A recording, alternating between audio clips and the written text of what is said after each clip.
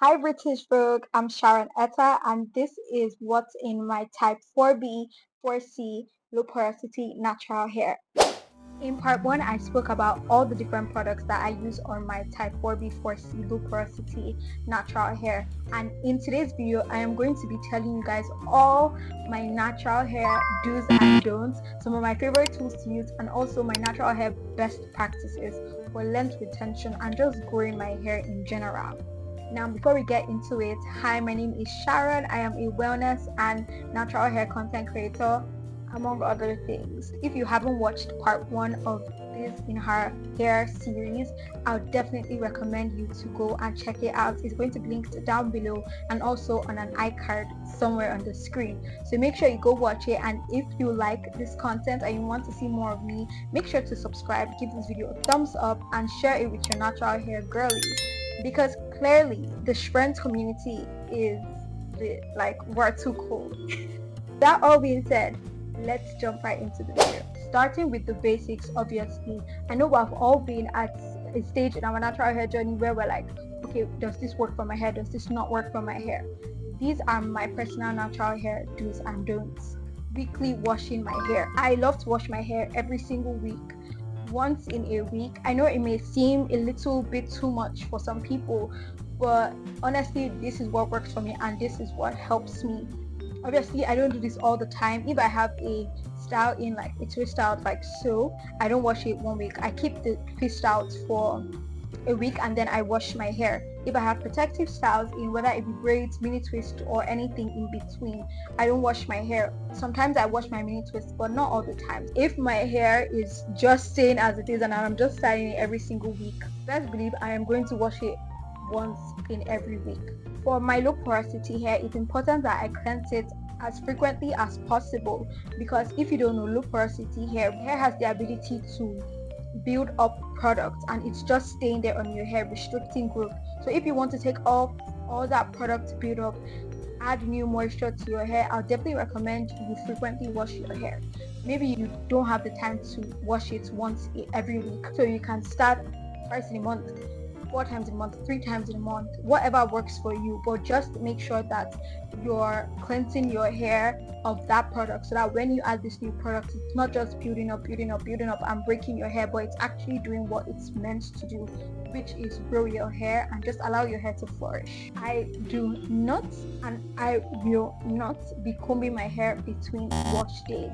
The only time you see me put a comb through my hair is when I am in the shower and washing my hair. The only time you see me detangling my hair is when I am in the shower washing my hair. My low porosity hair can get tangled very quickly, and there's no way that you can pay me to comb my hair if it's not on wash days. I don't want to have a hurting scalp. I don't want to take out my whole hair. I don't want to take out my whole head of hair. I only comb my hair when there is excess water in my hair and I know that the comb is going to slide through, or when there's excess products in my hair and I know that the comb is going to slide through and not just break my hair and take my hair off my head. Oiling my scalp. There was this controversy on TikTok where everybody was like, stop oiling your hair, stop doing this, stop doing that, and I'm just like, okay, that works for you but not for me.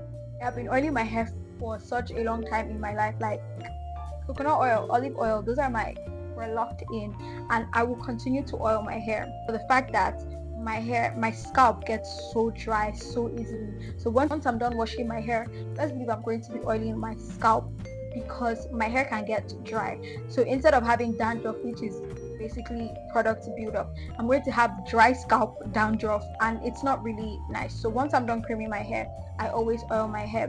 What I won't do is put heavy creams directly on my scalp. Like, that's a no-no for me, because these heavy creams have the ability to block my pores and not allow my hair to grow, or the other products that I'm putting in to actually enter. So that's why I use oils which are more lightweight and not exactly going to clog my pores, and I put them on my scalp, while the creams, the gels, the this and the that, they go on my actual hair strands. High maintenance styles for long periods. Now I love a good pony. Like, I'm gonna rock my pony regardless, but I really love to minimize the length that pony stays in my hair. not everybody's Ariana Grande. Okay, we can't do what sis does. So 1 week is okay for me. I mean, before the week is even over, my hair is already going to start to show its true natural hair colors. But I really don't like to put high tension styles in my hair for long periods of time because it's just going to break my hair, and that's definitely not the goal. Low manipulative protective style. This is honestly my favorite thing to do with my natural hair. I love low manipulative style. So I'm talking all back, I'm talking cornrows in any form and shape that they are made, whether it be shuku, just braiding my hair, plaiting my hair. I just love to find new styles that I could do with my hair. Mini twists, need I say more? I literally love mini twists. Mini braids, those low manipulative styles that that you can just get in your hair and you can still cream your hair, oil your hair, and you don't look ugly or scruffy in it. Those are the styles that I love, and I will continue to do it till all the hair falls out of my head and I am old and I am dying, because these styles don't just only promote hair growth, believe it or not, but they are just so effective and efficient, especially if you're like busy. When I was in uni, I had to do a lot of things, so I didn't want my hair to be my primary concern, so I'll just put it in mini twist, all back, whatever the case may be. Low manipulative protective styles are key to growing your hair and just maintaining a very nice and healthy natural hair. This dome is actually very temporary, but slick backs, I've had my fair share of slick backs, and they are fun, they're interesting, they bring out a certain structure in your face that no other hairstyle can, but they also remove your edges, they also remove your front hair, they thin out your hairline, and that is not what I'm here for either. As much as I love slick backs, they don't just always work in my favor, because I cut my hair in like a wolf like shape, so the hair in the front is way shorter than the hair at the back. So if I'm straining the hair in the front and just gel it all back, that doesn't really work well, and my hair is going to end up thinning out, cutting, and honestly I'm not even ready for that. So for the time being, until my hair grows back or until my hair just gets more and more strong, I am not going to be indulging in slick backs. If you see me in a slick back, then be cool. It's probably my once in a year slick back. This do is something that a lot of people have controversy about. I remember one time I mentioned this on my TikTok, and somebody was like, I think you should just allow people to do whatever people want to do with their hair. If you're like me and you want to retain length in your hair, I'll definitely suggest trimming your hair and trimming it regularly. Now, I'm not saying monthly, because I'm not saying weekly or daily. When I notice that there's a lot of split ends, I would trim my hair, because essentially split ends are going to keep on splitting until they reach the roots of your hair, and once they do that, that is going to hinder growth and length retention. I recently learned that trimming your hair doesn't necessarily grow your hair. It just makes the length retention more visible and makes it easier for your hair to retain length, because you're getting rid of all the split ends and all the damaged and dead hair. Your hair is dead, but like all the dead hair, if you understand what I mean. So regularly trimming my hair has definitely proved a lot in length retention, and apart from length retention, it just makes my hair look way better. Trimming your hair just gives your hair a fuller look, and it just makes life easier, if you get what I mean. Multiple protein treatments or multiple treatments at a go in one sitting or in a very short period of time. A few years ago, protein treatments was the hype. Everybody was protein treating their hair, keratin treating their hair, this, that, and the third. Honestly, I know those things are good for your hair and they are great for your hair, but my hair is low porosity. My hair is low porosity already. So whatever products I'm putting inside is going to be staying on my hair way longer than people that have high porous hair. Now, I'm not saying because you have low porosity hair, you shouldn't protein treat, but minimize the way you're protein treating. You shouldn't protein treat every single wash day. It just depends on what your hair needs at a certain period of time. So don't do too much. Basically, don't do too much. If not, your hair is actually going to start getting worse. If you've been on my channel long enough, then you know that I love to deep condition my hair. Make sure you check out the other video to learn about all my favorite deep conditioners and the one I am currently using now. But deep conditioning has changed the natural hair game for me. Not only does it make my hair softer, it just makes my hair I want to say easy and manageable, but it seems like a bad thing. But yes, it does make my hair easier and manageable. My hairstylist will testify that my hair has gotten softer. My hair just feels easier to make after I started deep conditioning it. Conditioning just basically makes your hair softer. It allows your hair to grow and flourish more. So when I'm detangling them, when I'm combing it, I'm not going to be afraid that I'm going to lose locks and locks of hair, because I know that my hair is soft and my hair is easy to manipulate and easy to it's just easier detangling or combing without thoroughly wetting my hair. I feel like this links back to not combing my hair between wash days, because I'm not going to do it. Like, I know the kind of hair that I have, and I know that you can't just spray water on it and just expect it to be wet. So my hair has to be thoroughly wet and thoroughly filled with products before I even let a comb glide through my hair. I don't want to break my hair. I do not plan on having my hair off my head anytime soon. So I am not going to comb, detangle, brush my hair unless it is thoroughly wet or there is a sufficient amount of product inside it. Using a conditioner to detangle before going in with shampoo. It was definitely TikTok that influenced me to do this. I think I came across a creator doing the same thing and I was like, oh, maybe I should try it. It has changed the game for me. It has changed my wash days thoroughly, and I love and enjoy using a conditioner first to detangle before going on with shampoo. What our mothers were doing those days is that they would use a shampoo and then definitely they would detangle your hair. But the thing with using a shampoo, and especially the shampoo that I use, make sure you check part 1 to see the shampoo I use and what I think about it. Using a shampoo is not always so beneficial, because shampoos can be so clarifying, and so you're using a product that's going to strip your hair of all the products build up, and then you want to also detangle, so it's counterintuitive. Your hair is definitely going to be dry and stripped, so why are you trying to detangle a dry and stripped hair already? Using a conditioner is just it just does the perfect detangling for you, because most conditioners, if the conditioner is made properly and made well, have a certain level of slip that the comb is meant to glide through your hair. So once you're done detangling, you can then go in and shampooing, and this makes shampooing way easier for you because you're just going into your scalp, going into your hair strands, and it's just way easier. The next don't is swooping my edges all the time. I am on a journey to get back my edges to their full and complete glory, and as you can see, they are on their way. So I don't want to have to be constricted by the fact that, oh, my hair, it doesn't look nice unless my edges are swooped. No, baby, I'm going to carry my edges free range and I'm still going to look cute. You honestly don't have to swoop your edges all the time, because all our products build up, especially, oh my god, especially when you have braids on. What essentially you're doing is, when you're swooping your edges, the excess product is just landing at the edge of your hair, at the edge of the braid. So when you're taking out the braid, you notice that when it comes very, very close to your scalp, you're like seeing so many knots and twists and locks and everything, and so you have to drag it out. Cutting your hair, I literally just had like a jump scare moment. You're literally cutting your hair all because you wanted to do your edges every single time that you carried out your braids. Baby, it's not worth it. You don't have to do your edges all the time and you still look cute even without your edges done. Don't let anybody lie to you. Co-washing, honestly, I haven't done enough research to know exactly what co-washing is, but I just know that if it's not a shampoo that I am using to wash my hair is not washed.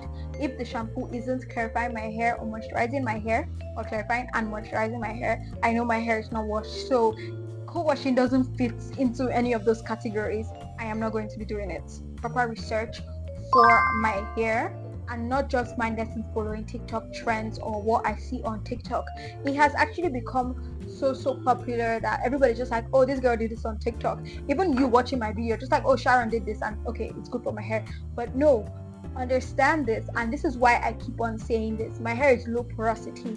My hair is type 4B and 4C. So if this does not pertain to what your hair looks like, especially with the porosity, then you don't necessarily have to take all the advice that I have given you, or you take it with a grain of salt. Doing proper research on your hair for your hair and what your hair entails is so important, and I feel like we just take out that part when we're just like, oh, it's a TikTok trend, let me try it on my hair. Baby, No, you could literally break off your hair and make your hair just fall out of your head.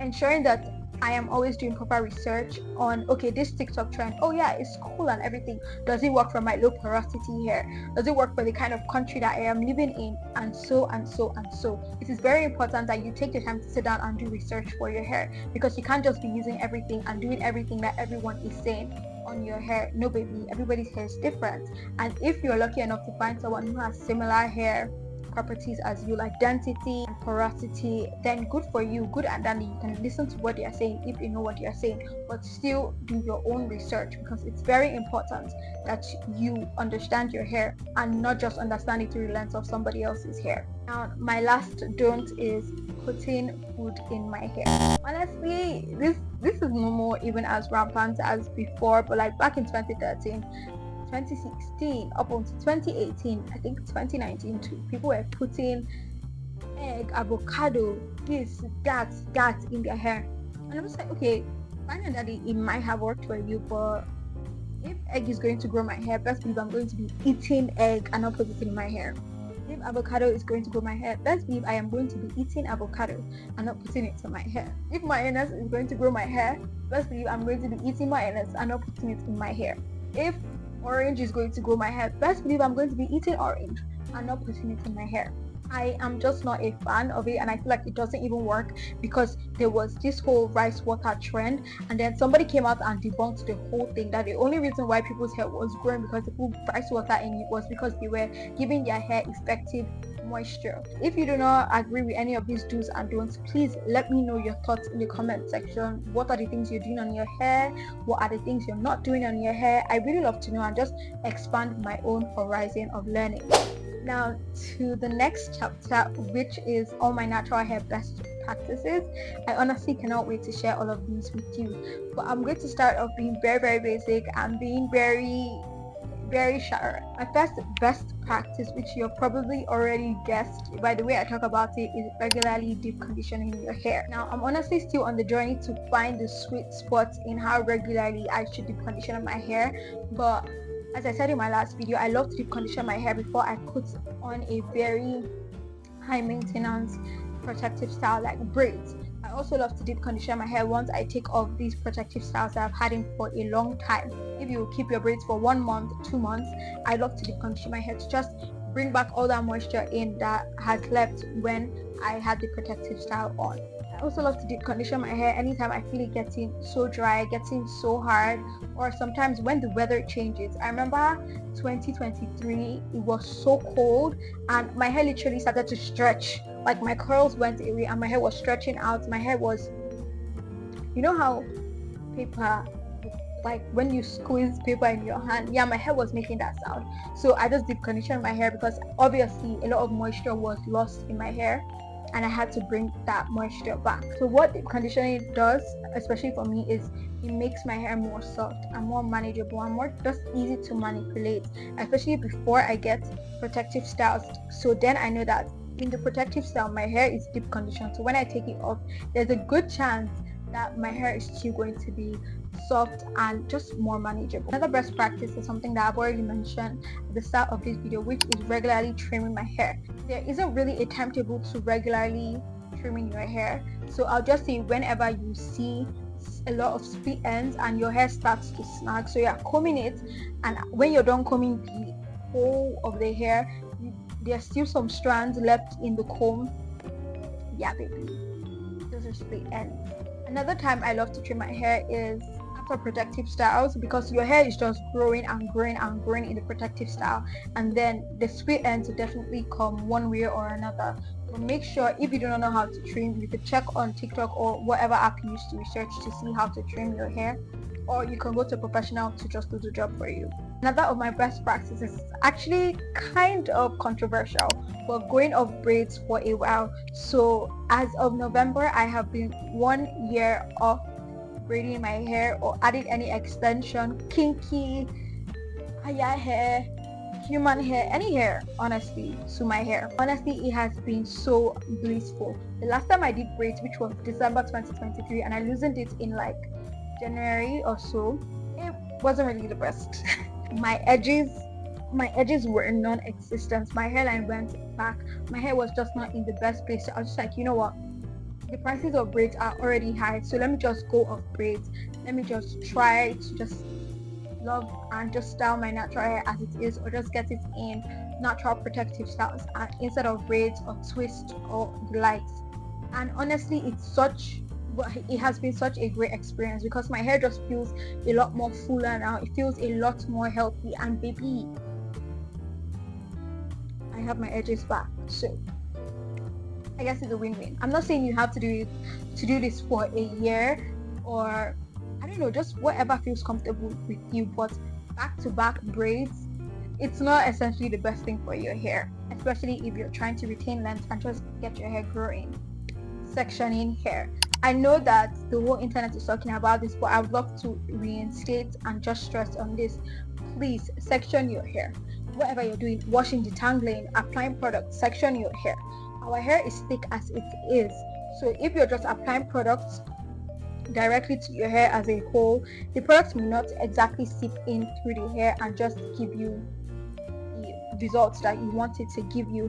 So please section your hair, whatever you're trying to do, because the product is just going to enter more and it's just going to help with whatever the product is helping your hair with. Another best practice, which is actually a fun one, is regularly styling your hair. As you can see, or as you can tell from all my social media pages, you know I love to style my natural hair, and what started out as just being so normal, because I grew up in a household where everybody had natural hair. My mom was always styling our hair, so that has just become normal for me. Styling your hair not just only helps you just learn new styles that you see on Pinterest or Instagram or YouTube or TikTok, but it helps you build confidence with your natural hair. A lot of people don't feel confident enough to rock their natural hair, to just style their natural hair and carry it out. They're always like, I'm going to look shabby, I'm going to look unkempt. Baby, no, style your hair, know how to style your hair. It will definitely help with growing your confidence with your natural hair, and just, I mean, you get to look cute as an upside. Even if it's just an experiment, please style your hair. You can start styling it from inside your bedroom or the comfort within your family, or going to church, and before you know it, you're just styling your hair all the time. And if you actually do style your hair, please tag me for the videos. I need new styles for my natural hair. My last best practice is to carry all my tools with me when I am going to get my hair done. I used to be one of those people that I'm just like, I don't want to be seen as the person doing so much in the hair salon. I just want to get in and get out. Maybe no, I carry my comb, my cotton comb, my white tooth comb, I carry my oil, I carry my spray bottle, I carry my leave-in conditioner, I carry everything. So you don't have any reason to hurt my scalp, all in the name of making my hair. No, and if you think I'm doing too much, then go do less. Now for the last chapter in this video, I'm going to be sharing all my favorite natural hair tools and a little bit of why I love them. Starting off strong with the wide tooth comb. Everybody knows about this comb, and everybody knows the wonders this comb has done for the natural hair community. It is such a great comb, and it comes in different variations. So long as there's little space between each tooth, chef's kisses, it glides through my hair, and it's just the best tool for combing my hair. The next tool is this detangling brush. I know detangling brushes come in different size, shapes and forms, but this is the one that is readily available, and you know me, if I can find anything in a random store or even in the market, I'm going to be purchasing it and repurchasing it. I love this detangling brush because it just detangles my hair, and it does the work. My hair feels so smooth and so detangled once I'm done using it. But obviously you can use any other form of detangling brush. This is just the one that I use. The next tool are these hair clips, or hair clips of any type. I love these bad boys so much. Separating my hair and putting them into sections is such a big deal for me as a natural with thick, long hair. These bad boys do the trick. The next tool is actually one of my favorite. Well, these tools, all of them are my favorite, but it's these oil applicator bottles. I just love them so much. Being able to just apply my oil like a pipette is just the best thing. It allows me go through the braids if I have braids on. It just allows me to get really into my scalp, and I love love these things for that. Another tool that I have heard so much great reviews about is this scalp massagers. Honestly, if you guys know where to find them, please comment down below where I could get mine from. I honestly think I want to get them. I've just seen so many great reviews about them and I just hope to try them. Plus, it gives like a hint of luxury and self-care in your wash day, so count me in, sign me up. I have come to the end of this video. Thank you so much for hanging out with me. Thank you so much. If you have reached this part of the video, please let me know some of the tools you love to use, what your thoughts are on the video, some of your natural hair do's and don'ts, and anything with natural hair. Let's chat in the comments. Please make sure to watch part 1 where I was more technical about all the things that I was talking about. Subscribe, give this video a thumbs up, and you can share it to your natural hair girlies. And yes, I will see you guys in my next video. Bye.